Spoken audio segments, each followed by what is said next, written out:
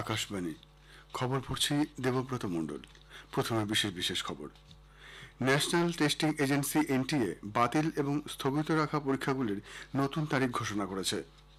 এনটিএর সংস্কার এবং পুনর্গঠনের জন্য শিক্ষা মন্ত্রক গঠিত উচ্চ পর্যায়ের কমিটি পড়ুয়া এবং অভিভাবকদের কাছ থেকে পরামর্শ চেয়েছে। কেন্দ্রীয় শিক্ষামন্ত্রী নিট দুর্নীতিতে কড়া পদক্ষেপ নেওয়া হবে বলে আশ্বাস দিয়েছেন। তামিলনাড়ুকে নিটের আওতা থেকে বাদ দেওয়ার আর্জি জানিয়ে একটি প্রস্তাব গতকাল সে রাজ্যের বিধানসভায় গৃহীত হয়েছে। শ্রীলঙ্কার বিভিন্ন স্থানে অনলাইন আর্থিক কেলেঙ্কারিতে জড়িত থাকার অভিযোগে 137 জন ভারতীয়কে পুলিশ গ্রেপ্তার করেছে।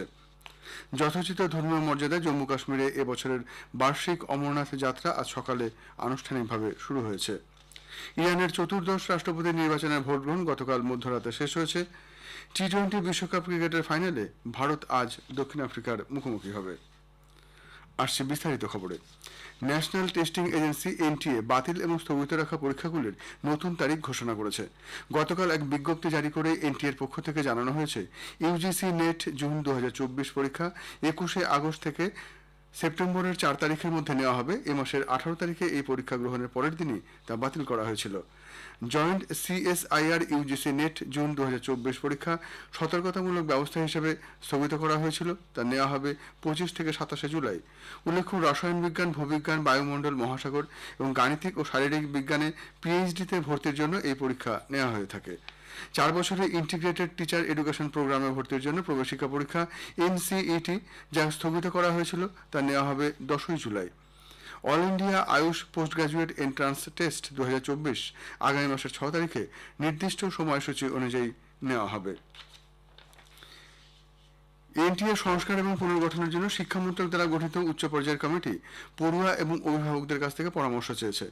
ভারতীয় মহাকাশ গবেষণা সংগঠন ইসরোর প্রাক্তন চেয়ারম্যান ডক্টর কে রাধাকৃষ্ণন এই কমিটির নেতৃত্ব দিচ্ছেন। মাইগভ ওয়েবসাইটের মাধ্যমে আগামী 7 জুলাই পর্যন্ত পরামর্শ বা ফিডব্যাক পাঠানো যাবে। এদিকে শিক্ষা মন্ত্রক পরীক্ষা পদ্ধতি, তথ্য সুরক্ষা নীতিতে সংশোধন এবং এনটিএর গঠন ও কর্মপরিকল্পনা নিয়ে প্রয়োজনীয় সংস্কার সংক্রান্ত রিপোর্ট 2 মাসের মধ্যে কমিটিকে জমা দিতে বলেছে। অন্যদিকে শিক্ষামন্ত্রী ধর্মেন্দ্র প্রধান নিট পরীক্ষার্থীদের আশ্বস্ত করে জানিয়েছেন, দোষীদের বিরুদ্ধে কড়া ব্যবস্থা নেওয়া হবে। সংসদের বাইরে সাংবাদিকদের তিনি বলেন, সরকার সংবেদনশীলতার সঙ্গে বিষয়টি দেখছে। নিট প্রশ্নপত্র ফাঁসের ঘটনায় সিবিআই ঝাড়খণ্ডের ওএসএস স্কুলের অধ্যক্ষ এহসানুল হক সহ 3 জনকে গ্রেপ্তার করেছে। ওই স্কুলেরই সহ অধ্যক্ষ ইমতিয়াজকেও গ্রেপ্তার করা হয়েছে। নির্দিষ্ট প্রমাণের ভিত্তিতে তাদের ধরা হয়েছে। গত বুধবার থেকে তাদের হেফাজতে নিয়ে জিজ্ঞাসাবাদ করা হচ্ছিল। এহসানুল হাজারিবাগে নিট পরীক্ষার সিটি কোঅর্ডিনেটর ছিলেন। তামিলনাড়ুকে নিটের আওতা থেকে বাদ দেওয়ার আর্জি জানিয়ে একটি প্রস্তাব গতকাল সে রাজ্যের বিধানসভায় গৃহীত হয়েছে। মুখ্যমন্ত্রী এম.কে. স্টালিন গতকাল এই প্রস্তাবটি উত্থাপন করেন। এতে ডাক্তারিতে ভর্তির প্রবেশিকা পরীক্ষা নিট বাতিল করা এবং ছাত্রছাত্রীদের দ্বাদশ শ্রেণীর বোর্ড পরীক্ষার ফলাফলের ভিত্তিতে মেডিকেল কলেজগুলিতে ভর্তির অনুমতি দেওয়ার জন্য কেন্দ্রের কাছে আবেদন জানানো হয়েছে। এই প্রস্তাবের উল্লেখ করে মুখ্যমন্ত্রী স্টালিন প্রধানমন্ত্রী নরেন্দ্র মোদীকেও একটি চিঠি দিয়েছেন। বিহারে 2023 কনস্টেবল নিয়োগের পরীক্ষায় দুর্নীতির অভিযোগে পাটনা পুলিশ গতকাল 4 জনকে গ্রেপ্তার করেছে। এদের মধ্যে 3 জনই পশ্চিমবঙ্গের বাসিন্দা। পুলিশ সূত্রে জানা গেছে, ধৃতদের মধ্যে আছেন ইছাপুরের বাসিন্দা কৌশিক কর, তার একটি ছাপাখানা রয়েছে। এছাড়া নিউ ব্যারাকপুরের সুমন বিশ্বাস এবং নোয়াপাড়ার সঞ্জয় দাসকেও গ্রেপ্তার করা হয়েছে। এদের বিহারে নিয়ে যাওয়া হয়েছে, সেখানে জিজ্ঞাসাবাদ করা হবে। সরকার কর্মচারী পেনশন প্রকল্প ইপিএস 1975 সংশোধন করেছে। এর ফলে যে সমস্ত ইপিএস সদস্যের 6 মাসেরও কম সময় চাকরি আছে তারা উইথড্রল অর্থাৎ তহবিল থেকে টাকা তুলে নেওয়ার সুবিধা পাবেন। এ থেকে প্রতি বছর উপকৃত হবেন 7 লক্ষেরও বেশি ইপিএস সদস্য, যারা চাকরির মেয়াদ 6 মাস বাকি থাকতেই এই প্রকল্প ছেড়ে দিতে বাধ্য হন। নতুন 3টি ফৌজদারি আইন ভারতীয় ন্যায় সংহিতা 2023, ভারতীয় নাগরিক সুরক্ষা সংহিতা 2023 এবং ভারতীয় সাক্ষ্য অধিনিয়ম 2023 আগামী মাসের 1 তারিখ থেকে কার্যকর হচ্ছে। এতে বিচার ব্যবস্থা আরও সুগম ও কার্যকরী হিসেবে উঠে আসবে।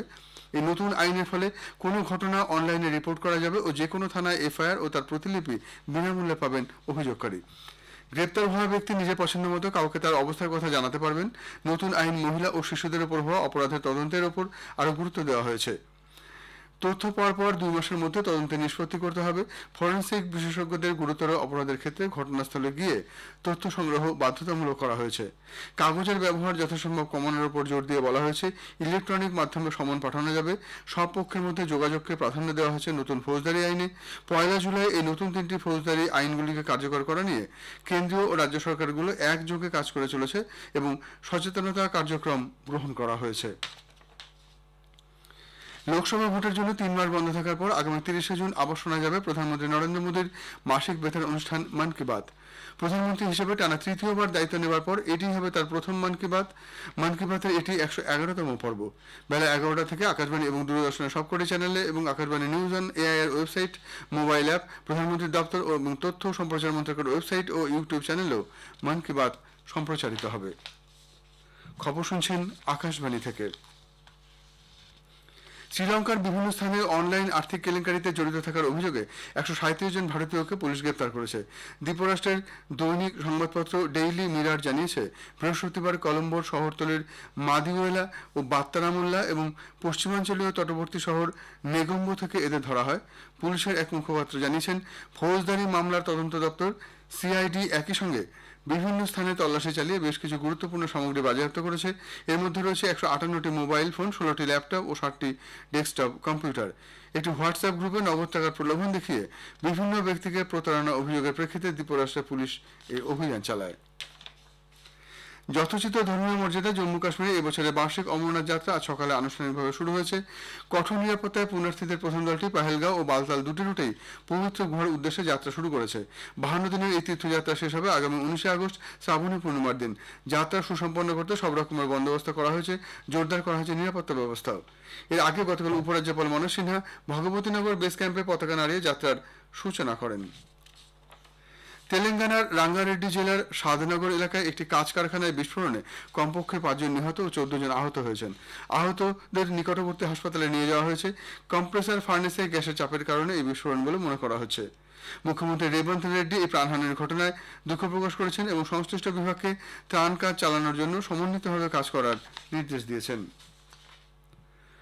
ভারতীয় আবহাওয়া দপ্তর আইএমডি মধ্য ও পূর্ব ভারতে 2 থেকে 4 দিন এবং উত্তর পূর্বাঞ্চলের রাজ্যগুলিতে পরবর্তী 5 দিন ভারী থেকে অতি ভারী বৃষ্টির পূর্বাভাস দিয়েছে।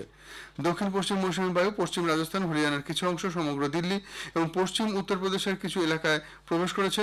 আগামী কয়েকদিনে তা দেশের বাকি অংশেও প্রবেশ করবে।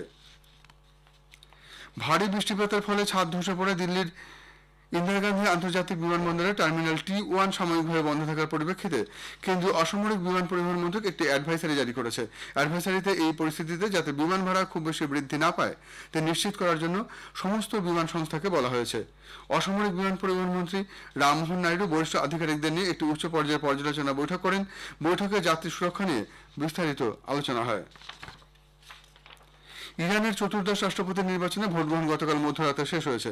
প্রাথমিকভাবে সন্ধ্যায় ভোট গ্রহণ শেষ হওয়ার কথা থাকলেও তা 3 বার 2 ঘন্টা করে বাড়ানো হয়।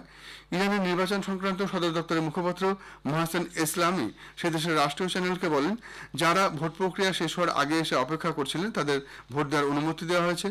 ইরানের কার্যনির্বাহী বিভাগের শীর্ষ পদের জন্য 4 জন প্রার্থী প্রতিদ্বন্দ্বিতা করছেন। এরা হলেন পার্লামেন্টের স্পিকার মোহাম্মদ বাকের কালিবাফ, পরমাণু আলোচনার শীর্ষ আলোচক সৈয়দ জালিলি, প্রাক্তন স্বরাষ্ট্রমন্ত্রী ও বিচারমন্ত্রী মোস্তাফা পোর মোহাম্মদি এবং প্রাক্তন স্বাস্থ্যমন্ত্রী মাসুদ পেজেকসিয়ান।